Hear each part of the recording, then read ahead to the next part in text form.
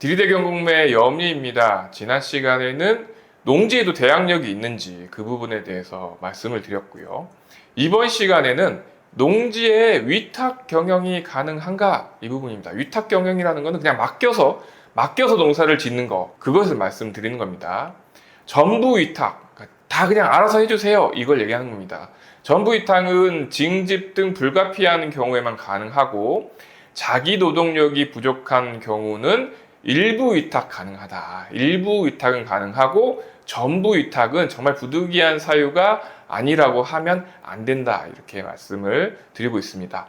위탁 용농이란 농지의 소유자가 타인에게 일정한 보수를 지급할 것을 약정하고 용농 작업의 전부 또는 일부를 위탁하여 용농하는 행위를 위탁 용농이라고 합니다.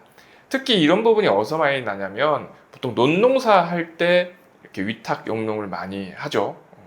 저 같은 경우에도 논은 아니고 저는 밭을 일구고 있는데 저도 위탁 용농을 하긴 합니다. 언제 하냐면 이렇게 로터리 한다고 그러죠. 밭을 처음에 뭐 심기 전에 봄철에 한번 이렇게 갈아엎잖아요. 그 부분에 대해서는 제가 장비가 없기 때문에 트랙터를 가지고 계신 이장님한테 부탁을 하고 또 비용을 지불을 하고 그렇게 로터리를 치는데, 이런 걸 바로 위탁 경영이라고 하고, 저도 제 노동력이 부족하기 때문에 이렇게 일부 위탁은 가능하다는 뜻입니다.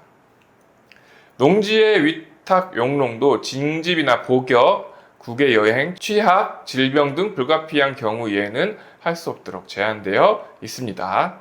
자기 노동력이 부족한 경우로서 통상적인 농업 경영 관행에 따라 자기 또는 세대원의 노동력으로는 해당 농지의 농업 경영에 관련된 농작업의 전부를 행할 수 없는 경우에는 타인의 노동력을 이용하여 경영을 하는 일부 위탁 경영은 예외적으로 허용한다.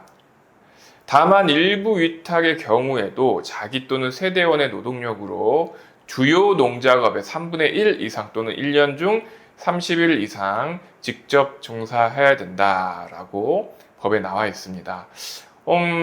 저는 사실 이 규정을 보면서 좀 현실하고 맞지 않는다라고 생각하는 부분이 뭐냐면, 물론 밭농사 같은 경우에는 이 소유주가, 그러니까 이 작용을 하는 농민이 하는 경우가 많아요. 뭐 풀을 뽑는다거나 농약을 준다거나 아니면 이렇게 수확물을 이렇게 수확한다든가 이런 경우는 많은데, 사실 논농사인 경우에는 요새는 대부분 기계화가 되어 있거든요. 자, 한번 보시죠.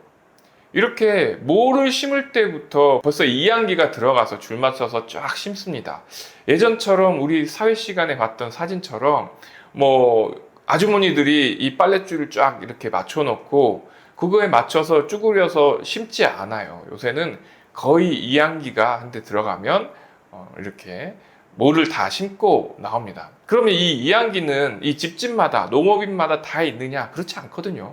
마을에 몇 대 있는 이 이양기를 돌려가면서 씁니다.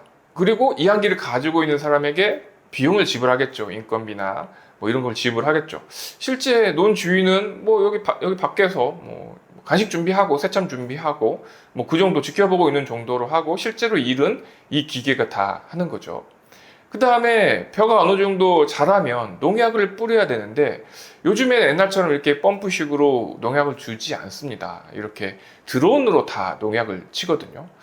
그러면 마찬가지로 기계가 경작을 하는 거죠. 또 이 농약을 뿌리는 이 기계도 본인이 뿌린다기보다는 아마 농협 이런 데에서 단위적으로 해서 전체 논에 쫙 뿌리고 뭐 면적당 얼마 이런 식으로 계산을 해서 비용을 지불하거든요.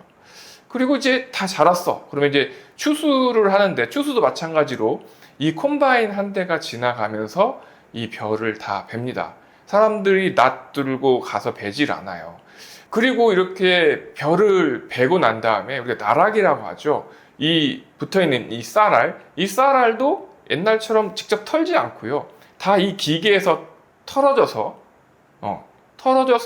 이렇게 차로 바로 상차를 합니다. 이게 무슨 얘기냐? 이 논농사 같은 경우에는 결국 모를 심을 때부터 추수할 때까지 거의 사람이 힘으로 하는 일이 별로 없어요. 거의 기계가 다 하기 때문에, 또 이 기계를 직접 다 갖고 있는 분이 없기 때문에 현실상으로는 거의 100% 위탁 경영을 한다고 보시면 됩니다. 그래서 제가 저 규정은 조금 안 맞지 않나 현실에. 그리고 농촌에서 농사를 짓는 분들이 대부분 뭐 70대 또 80대인 노인분들이 예전부터 농사를 짓는 분들이 많았거든요. 그런 분들 같은 경우에 사실 자기 노동력으로 그 넓은 노원을 경작하기가 쉽지 않죠. 그리고 현실적으로 보면 거의 이 기계를 갖고 있는 분들이 다 기계를 빌려서 농사를 짓습니다.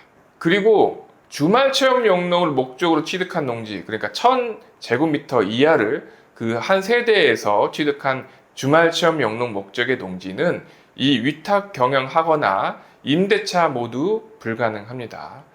이 주말 체험 영농은 도시민들의 취미 생활이나 여가 활동을 장려하기 위해서 농업인이 아닌 개인에게 농업 경영 주체가 아니더라도 예외적으로 농지 소유를 허용한 것으로 자기 노동력을 활용해야 하며 현행법상 위탁 경영과 임대차 모두 허용하지 않고 있습니다. 자, 이번 시간에는 위탁 경영에 대해서 말씀을 드렸는데요. 다시 한번 정리를 하자면 전부 위탁은 불가능하다. 다만 부득이한 사유, 뭐 질병이라든가 징집이라든가 이런 경우에는 전부 위탁이 가능하고요. 그리고 노동력 부족으로 인해서 일부 위탁이 가능한 거고, 그리고 지금 화면에 보이는 것처럼 주말 체험 영농은 임대나 위탁은 되지 않는다. 본인이 직접 경작을 해야 된다. 이렇게 보시면 되겠습니다. 이번 시간에는 여기까지 하도록 하겠습니다. 감사합니다.